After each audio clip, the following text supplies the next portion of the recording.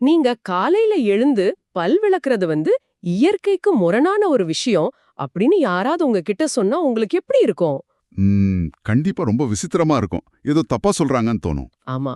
அது மட்டும் இல்லாம, நீங்க டெய்லி விரும்பி சாப்பிடுற இட்லி, தோசை எல்லாமே கொஞ்சம் கொஞ்சமா உங்கள கொல்லும் விஷம் அப்படின்னு சொன்னா? அட, இது என்ன புதுக்கதையா இருக்குன்னு தான் தோணும். அதான், இதுக்கும் மேல போயி மனிதர்கள் விண்வெளியில வாழ்றதுக்கான ரகசியம் ஒரு பழைய செத்துப்போன டியூரோசெல் பேட்டரியில ஒளிஞ்சிருக்கு அப்படின்னு யாராவது சொன்னா உங்களால நம்ப முடியுதா? கண்டிப்பா முடியாது. சுத்த பைத்தியக்காரத்தனம் அப்படின்னு ஒதுக்கிட தான் தோணும் இல்லையா? கரெக்ட். ஆனா இது அத்தனையும் ஒரு மிக நீண்ட ஆழமான சித்தாந்தத்தோட ஒரு பகுதி தான். இன்னைக்கு நாம மேற்கொள்ள போற இந்த அறிவு தேடல் பயணம் நம்ம அன்றாட நம்பிக்கைகள்ல அப்படியே தலைகீழா புரட்டி போட போகுது. ஆமா. இன்னைக்கு நாம அலச போற ஆதாரம் நம்ம கற்பனை எல்லைகளை ரொம்பவே சோதிக்க போகுது. அதாவது நீர் மருத்துவம் 942 அப்படின்னு ஒரு யூடியூப் சேனல்ல வெளியான உணவில்லாமல் வாழும் கலை வெங்கடேச முறை. இதுல பாடம் 3 பகுதி 15 அந்த காணொளியோட எழுத்துப்பூர்வமான பதிவை தான் நாம இன்னைக்கு கையில் எடுத்திருக்கோம். ம். ஓகே. இதுல என்ன சொல்றது? உயிரியல், தத்துவம், அப்புறம் எதிர்கால விண்வெளி ஆராய்ச்சி அப்படின்னு பல விஷயங்கள் ஒன்னா பின்னி பிணைஞ்சிருக்கு. ஆரம்பத்திலே நாம ஒரு விஷயத்தை தெளிவுபடுத்திடலாம். இந்த ஆதாரத்தில் இருக்கிற எந்த ஒரு கருத்தையும் நாம அறிவியல் பூர்வமாவோ இல்ல மருத்துவ ரீதியாவோ ஆதரிக்கவும் இல்ல, நிராகரிக்கவும் இல்ல. ஆமா, அது ரொம்ப முக்கியம். கண்டிப்பா. மாறாக மனித உடலையும் அதோட திறன்களையும் பத்தி இந்த ஆதாரம் முன்வைக்கிற ரொம்ப ஆச்சரியமான, சில சமயம் அதிரடியான கோணங்களை ஒரு நடுநிலையான பார்வையோட உங்களுக்காக நம்ம இன்னைக்கு அலச போறோம். மிக சரி. இந்த ஆதாரத்தோட தொடக்கத்திலேயே ஒரு முரண்பாடான ஆனா சுவாரஸ்யமான விஷயத்த அவங்க பதிவு பண்றாங்க. அதாவது கடந்த 25 வருஷமா தமிழ்நாட்டுல வெங்கடேசன் அப்படிங்கிறவரால கண்டுபிடிக்கப்பட்ட இந்த உணவில்லா முறைக்கு வெளியிலிருந்து பெரிய எதிர்ப்பு எதுவும் வரலையாம். ஓஹோ, அப்படியா? ஆமா. மாறாக அவரோட குடும்பத்தினரே கூட இந்த உணவு பழக்கத்தை ஏத்துக்க தயங்குறாங்க அப்படின்னு காணொலியில பேசுற நபர் சொல்றாரு. இதுல இருந்து ஒரு விஷயத்த நாம புரிஞ்சுக்கலாம். மனிதர்களுக்கு உணவு அப்படிங்கிறது வெறும் பசிய போக்குறது மட்டுமில்ல, அது ஒரு மிகப்பெரிய எமோஷனல் கனெக்ட். நீங்க மிகச்சரியா பிடிச்சிங்க. இந்த ஆதாரம் தன் வாதத்தை ஆரம்பிக்கிற புள்ளியே அதுதான். அதாவது உணவு பழக்கம் அப்படிங்கிறது அறிவை சார்ந்த விஷயமே கிடையாது. அது முழுக்க முழுக்க மனதோட, நம்ம புலன்களோட, முக்கியமா சுவையோட ஒட்டிய ஒரு பழக்கம் அப்படின்னு அவங்க சொல்றாங்க. கரெக்ட். சுவைக்கு நாம அடிமையாயிடுறோம்.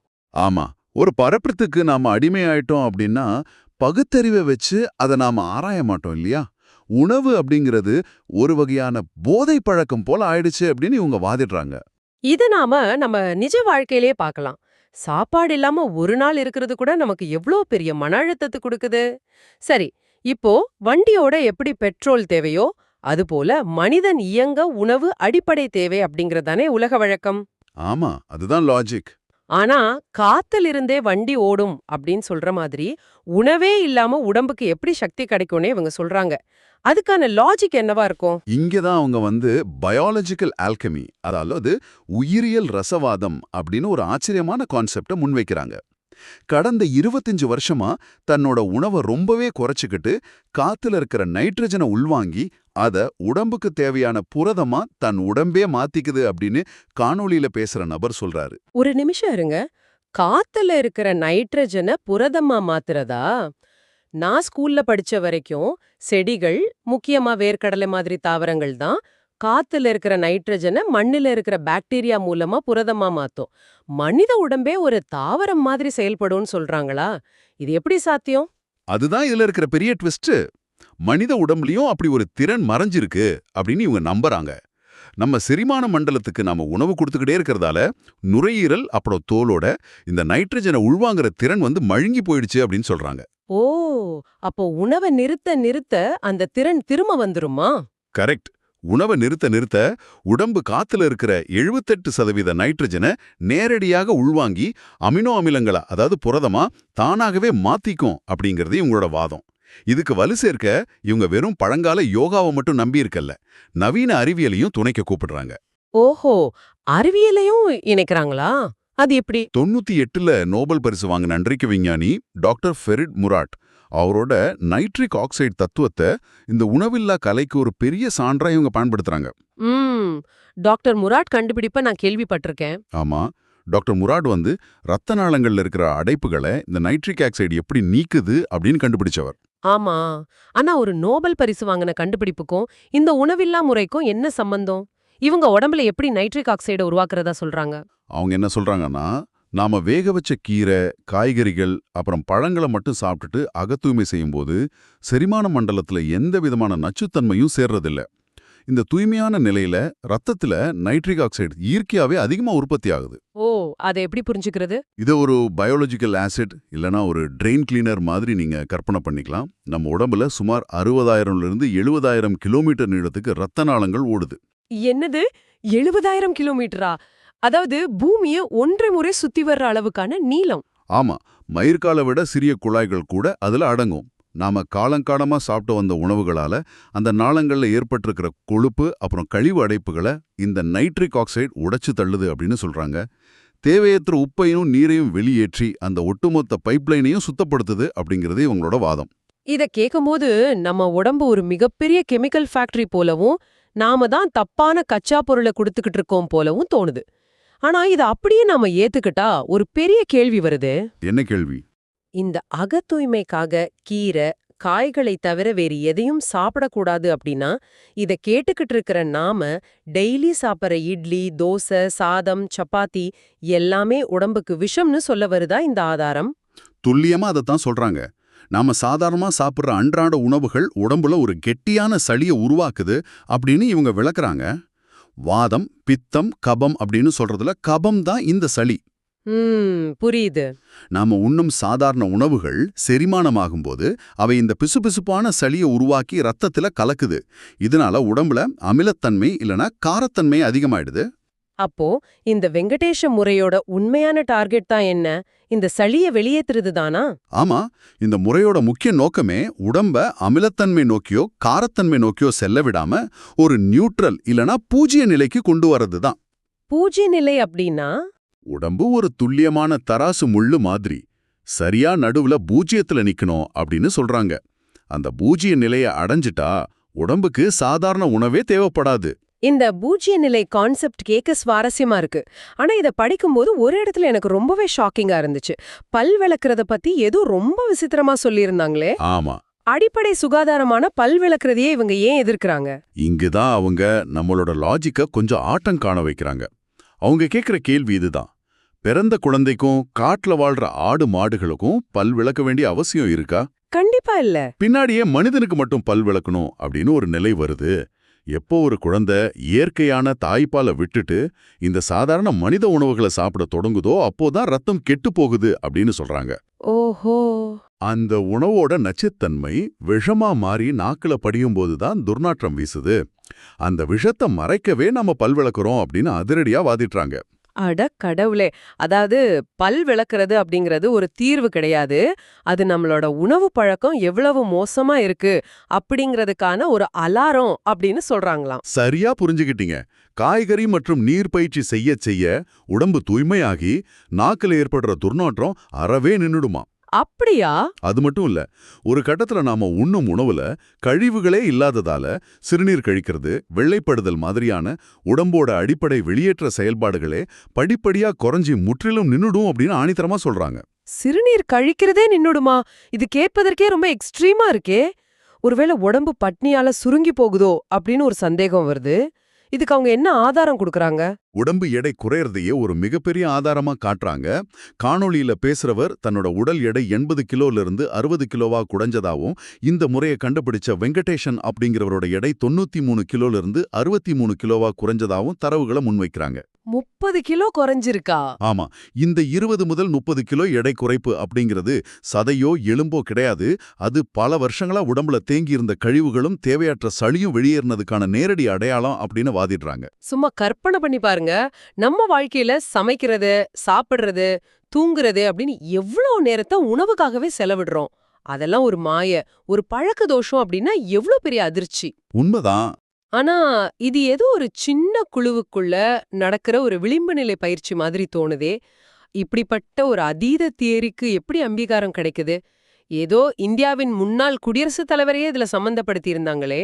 ஆமா, இந்த இடத்துல தான் இது வெறும் ஒரு டயட் பிளான் அப்படிங்கிற நிலையில இருந்து மாறி ஒரு பெரிய சித்தாந்தமா உருவெடுக்குது. டாக்டர் எஸ் ராதாகிருஷ்ணன் அவர்களை பத்தி உங்களுக்கு தெரிஞ்சிருக்கும். ஆமா, நம்ம முன்னாள் குடியரசுத் தலைவராச்சே. கரெக்ட். அவர் குடியரசுத் தலைவரா இருக்கிறதுக்கு முன்னாடி சென்னை தாம்பரத்தில் இருக்கிற மெட்ராஸ் கிறிஸ்டியன் காலேஜ்ல தத்துவ பேராசிரியரா பணியாற்றியவர். அவர் பிரம்மசூத்திரம் அப்படிங்கிற வடமொழி நூலை ஆங்கிலத்துல மொழிபெயர்த்து ஒரு முன்னுரை எழுதியிருக்காரு. ஒரு மிகப்பெரிய தத்துவ ஞானியான டாக்டர் ராதாகிருஷ்ணன் அவங்களோட முன்னுரைக்கும் இந்த வெங்கடேஷ முறைக்கும் என்ன கனெக்ட் இருக்க முடியும்? அந்த முன்னுரையில டாக்டர் ராதாகிருஷ்ணன் ரொம்ப ஆழமான ஒரு வரியை எழுதியிருக்காரு. அதாவது, மனிதன் அவன் வாழும் மண்டவெளியின் சிறிய பிரதிபலிப்பு. அவன் மாறிக்கொண்டிருக்கிற ஒரு உயிர், ஒரு முடிவடையாத பரிசோதனை. அவன் விழிப்புணர்ச்சி அடையும் போது அவன் தன்னல் மனங்கழிவு காண்கிறான். இந்த முடிவடையாத பரிசோதனை அப்படிங்கிற வார்த்தையை தான் வெங்கடேஷ் முறை தங்களுக்கான அங்கீகாரமா பாக்குது. ஓ, இத நான் இப்படி புரிஞ்சுக்கிறேன். சார்லஸ் டார்வின் சொன்ன பரிணாம வளர்ச்சியின்படி குரங்குல இருந்து மனிதன் வந்தான் அப்படிங்கிறது ஒரு கட்டம். அதோட வளர்ச்சி முடிஞ்சிடல. மனிதன் என்பவன் ஒரு சாஃப்ட்வேர் அப்டேட் மாதிரி இன்னும் டெவலப் ஆகிக்கிட்டே இருக்கான். அந்த அடுத்த வெர்ஷன், அதாவது மனிதன் 2.0, அதுதான் இந்த உணவில்லா விழிப்புணர்ச்சி நிலை அப்படின்னு இவங்க வாதிடுறாங்க. சரியா? மிகச்சரியான அனாலஜி. பரிணாம வளர்ச்சியோட அடுத்த படியா தான் இதை அவங்க பாக்குறாங்க. மேலும் இந்த மாதிரியான சிந்தனைகள் சமுதாயத்துல நிலை பெற அதிகாரம் மற்றும் சமூக பின்புலமும் தேவைப்படுது. ஆமா, அது ரொம்ப முக்கியம். வெங்கடேசன் எழுதின இந்த உணவில்லாமல் வாழும் கலை அப்படிங்கிற புத்தகத்தை வெளியிட்டது யாரு தெரியுமா? ஏபிடி பார்சல் சர்வீஸ் நிறுவனத்தோட உரிமையாளரும் பொள்ளாச்சியை சேர்ந்த மிகப்பெரிய தொழிலதிபருமான டாக்டர் என் மகாலிங்கம் அவர்கள்தான். ஓ, பல கல்வி நிறுவனங்கள், போக்குவரத்து நிறுவனங்களை நடத்துற ஒரு மிகப்பெரிய தொழிலதிபர். அப்படிப்பட்ட செல்வாக்குள்ள மனிதர்களோட ஆதரவு கிடைக்கும்போது இது ஏதோ ஒரு தனிநபரோட விசித்திரமான ஐடியா அப்படிங்கிற நிலையிலிருந்து மாறி ஒரு சீரியஸான புத்தகமா மக்கள்கிட்ட போய் சேருது. அதுதான் உண்மை. ஒரு விஷயத்துக்கு யாரு பேக்கிங் கொடுக்கறாங்க அப்படிங்கிறது அதோட நம்பகத்தன்மையை எப்படி தீர்மானிக்குது அப்படிங்கிறதுக்கு இது ஒரு சிறந்த உதாரணம். சரி, இதுவரை நாம உடம்ப சுத்தப்படுத்துறது, தத்துவம், அதிகார பின்புலம் அப்படின்னு எல்லாவற்றையும் பார்த்தோம். ஆனா உணவை நிறுத்துறதுக்கும் விண்வெளிக்கு போறதுக்கும் என்ன சம்பந்தம்? பூமியில உணவு தேவை இல்லை அப்படின்னா அதோட அர்த்தம் மனிதனுக்கு இந்த பூமியே தேவையில்லை அப்படிங்கிறது தானா? நாம விண்வெளிக்கு போறத பத்தி இந்த ஆதாரம் பேசுதே, இது எப்படி வந்துச்சு? இந்த ஆதாரத்தோட ரொம்ப மூளைக்கு வேலை கொடுக்கிற ஒரு சயின்ஸ் ஃபிக்ஷன் பகுதியே இதுதான். இந்த வெங்கடேச முறை ஒரு தத்துவத்திலிருந்து நேரா எதிர்கால விண்வெளி அறிவியலுக்கு தாவுது. அட, அப்படியா? ஆமா, 1980ல அமெரிக்க விண்வெளி விஞ்ஞானியான ஜெரி பூர்னலி அப்படிங்கிறவர் எழுதின எ ஸ்டெப் ஃபார்தர் அவுட் அப்படிங்கிற புத்தகத்தை காணொளி பேச்சாளர் மேற்கோள் காட்டுறார். அதுல பக்கம் 75 மற்றும் 200ல ஒரு விஷயம் இருக்கு. 80ல எழுதப்பட்ட ஒரு விண்வெளி புத்தகம் இந்த உணவில்லா தியரிக்கு எப்படி பொருந்தி போகுது? ஜெரி பூர்னிலை அந்த புத்தகத்துல என்ன சொல்றாரு அப்படின்னா, மனிதன் இந்த பூமியில மட்டும் வாழ பிறந்தவன் கிடையாது. 9 கிரகங்கள், 34 நிலவுகள், அப்புறம் 1/2 மில்லியனுக்கும் மேலான விண்கற்களை கொண்ட இந்த மாபெரும் சூரிய மண்டலத்துல வாழ பிறந்தவன் மனிதன் அப்படின்னு சொல்றாரு. இந்த வெங்கடேஷ் முறை இதை அப்படியே பிடிச்சுக்குது. எதிர்காலத்துல நாம விண்வெளிக்கு போய் வீடு கட்டி வாழ்ற காலம் வரும். ஆனா அங்க விவசாயம் செய்ய முடியாது, இட்லியும் தோசையும் சுட முடியாது இல்லையா? அதனாலதான் விண்வெளியில வாழ்றதுக்காக தான் இந்த உணவில்லாம வாழ்ற கலையை நாம இப்பவே பழகணும் அப்படின்னு வாதிடுறாங்க. இது நம்ப முடியாத அளவுக்கு அதீதமான கற்பனையா இருக்கே. உணவை நிறுத்துறது அப்படிங்கிறது வெறும் உடல் ஆரோக்கியத்துக்கான விஷயம் கிடையாது. அது மனித இனம் விண்வெளி பயணம் செய்யறதுக்கான ஒரு மாஸ்டர் பிளான் அப்படின்னு சொல்றாங்களா? ஆமா, அதான் உங்க பாயிண்ட். சரி, விண்வெளியில சாப்பாடு இல்லாம வாழலாம் அப்படின்னு வச்சுப்போம். அங்க வீடு கட்டி வாழும்போது மின்சாரத்துக்கு என்ன பண்ணுவாங்க? நாசாவோ இஸ்ரோவோ பில்லியன் டாலர்கள் செலவழிச்சு உருவாக்குற சூரிய தகடுகளோ இல்ல நியூக்ளியர் ரியாக்டர்களோ தேவைப்படுமே. அதுக்கும் இவங்கள்ட்ட தீர்வு இருக்கா என்ன? இருக்கு. அதுவும் 2026ல கண்டுபிடிக்கப்பட்டதா கூறப்படுற ஒரு புதிய ஆனா ரொம்பவே விசித்திரமான தொழில்நுட்பத்தை பத்தி பேச்சாளர் விரிவா விளக்குறாரு. என்ன தொழில்நுட்பம் அது? அதுக்கு அவர் வச்சிருக்க பேரு நேச்சுரல் பீட்டா டிகே. அதாவது அணுக்களை பிளந்தோ இல்ல இணைத்தோ மின்சாரம் தயாரிக்கிறது அப்படிங்கிறது ஒரு முறை. ஆனா இயற்கையாகவே அணுக்கள் வயதாகி மெல்ல மெல்ல சிதைவடையும் போது வெளியாகிற ஆற்றலை பயன்படுத்தி மின்சாரம் தயாரிக்கிறது தான் இந்த தொழில்நுட்பம். அணுக்கள் தானாகவே சிதைவடைகிறதா? கொஞ்சம் விளக்கமா சொல்லுங்களேன். இது எப்படி வேலை செய்யும்னு அவங்க சொல்றாங்க? அதாவது கார்பன் ஐசோடோப்புகளான C12, C13, C14 அப்புறம் பொட்டாசியம் K40, நைட்ரஜன் 14. இது எல்லாமே இயற்கையாகவே நிலையற்றவை. ஓகே. அவை பல ஆயிரம் ஆண்டுகள் கொஞ்சம் கொஞ்சமா தானாகவே சிதைஞ்சு வெப்பத்தையும் எலக்ட்ரான்களையும் வெளியேற்றும். அப்போ போட்டான்கள் வெளியாகும். இந்த மெதுவான சிதைவ ஒரு ஸ்பாஞ்ச் மாதிரி உறிஞ்சி எடுத்து மின்சாரமா மாத்த முடியும் அப்படின்னு பேச்சாளர் நம்புறார். லாஜிக் கேட்க பிரமாதமா இருக்கு. ஆனா இத பரிசோதனை செய்ய அவருக்கு எவ்ளோ பெரிய லேப் தேவைப்பட்டிருக்கும்? அங்கதான் இன்னொரு மிகப்பெரிய ட்விஸ்ட். எந்த பெரிய லேபும் கிடையாது. அவர் பயன்படுத்தின பொருட்கள் என்ன தெரியுமா? என்னது? சீன தயாரிப்பான டியூரோசெல் ஜெல் பேட்டரி. அதுவும் பயன்படுத்தப்பட்டு தூக்கி எறியப்பட்ட ஒரு பழைய செத்துப்போல பேட்டரி. என்னது, பழைய பேட்டரியா? ஆமா, அதை எடுத்து உரிச்சிருக்கிறார். அதுக்குள்ள கார்பன் C12 ஆன ஒரு கிராஃபைட் சிலிண்டர் குச்சி இருக்குமா. அந்த குச்சிகளை 3 சென்டிமீட்டர் அளவுக்கு சிறு துண்டுகளா வெட்டி எடுத்திருக்கிறார். அப்புறம் என்ன பண்ணார்? பிறகு 3 சென்டிமீட்டர் நீள அகலம் கொண்ட ஒரு துத்தநாக தகட்டை எடுத்து அது மேல சுடுதண்ணி ஊற்றி இந்த பழைய பேட்டரியிலிருந்து எடுக்கப்பட்ட கிராஃபைட் குச்சிகளை வச்சு பாசிட்டிவ் மற்றும் நெகட்டிவ் இணைப்பு கொடுத்திருக்கிறார். ஒரு நிமிஷம்.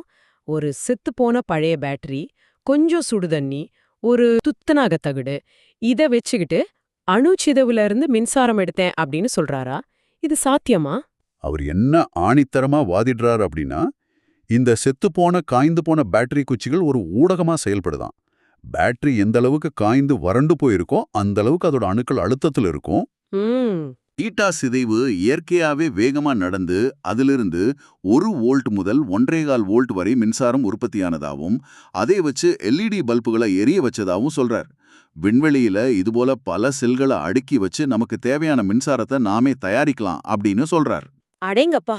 இந்த தேடலோட ஆரம்பத்திலிருந்து இப்போ வர நம்ம பயணிச்ச பாதையை திரும்பி பார்த்தா உண்மையிலே தலை சுத்துது. ஆமா, உணவு அப்படிங்கிறது ஒரு போதை பழக்கம் அப்படின்னு ஆரம்பிச்சு நைட்ரிக் ஆக்சைடு மூலமா 70,000 கிலோமீட்டர் ரத்த நாளங்களை அகத்தூய்மை செய்யறது, பல் விளக்குறது இயற்கைக்கு முரண் அப்படின்னு வாதிடுறது, டாக்டர் ராதாகிருஷ்ணனோட மனித பரிணாம தத்துவம், பெரிய தொழிலதிபர்களோட ஆதரவு, அதையெல்லாம் தாண்டி விண்வெளி பயணம். ஆமா, எல்லாம் சேர்ந்த ஒரு பேக்கேஜ். கடைசியா பழைய செத்துப்போன பேட்டரிய வச்சு விண்வெளியில வாழ்றதுக்கான மின்சாரத்தை தயாரிக்கிறது வரைக்கும் மனித மூளை எப்படிப்பட்ட கற்பனை எல்லைகள் எல்லாம் தொடுது அப்படிங்கிறதுக்கு இது ஒரு மிகச்சிறந்த சான்று. நிச்சயமா, ஒரு தனி மனிதனோட சிந்தனை பல்வேறு அறிவியல் மற்றும் தத்துவ தளங்களை எப்படி ஒன்னோட ஒன்னு இணைச்சு ஒரு புதிய கோட்பாட்டை உருவாக்குது அப்படிங்கிறது உண்மையில ரொம்ப ஆச்சரியமான விஷயம். கண்டிப்பா.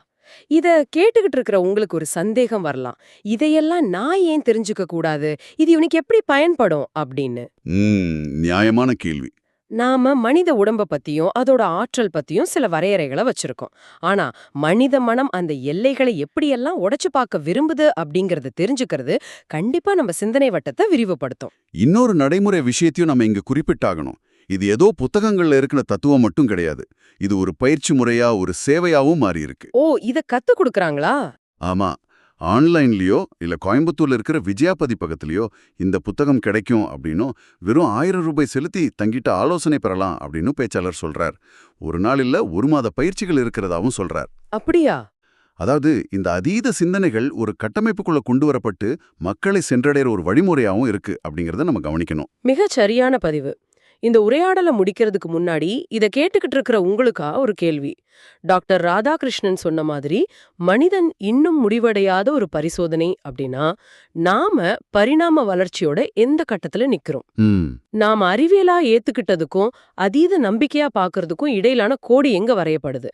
நம்ம உடம்பு உண்மையிலே நம்ம மனதோட கட்டுப்பாட்டுல மட்டுமே இயங்குற ஒரு இயந்திரம் தானா, இல்ல அது உயிரியல் விதைகளுக்கு மட்டுமே கட்டுப்பட்டதா? இந்த அற்புதமான கேள்விக்கான விடைய ஒவ்வொருத்தரும் தங்களோட தேடலின் மூலமா தான் கண்டறியணும். ரொம்ப சரி. மீண்டும் ஒரு சுவாரஸ்யமான உங்க சிந்தனைய தூண்டுற இன்னொரு அறிவு தேடல்ல சந்திப்போம். சிந்திச்சுக்கிட்டே இருங்க.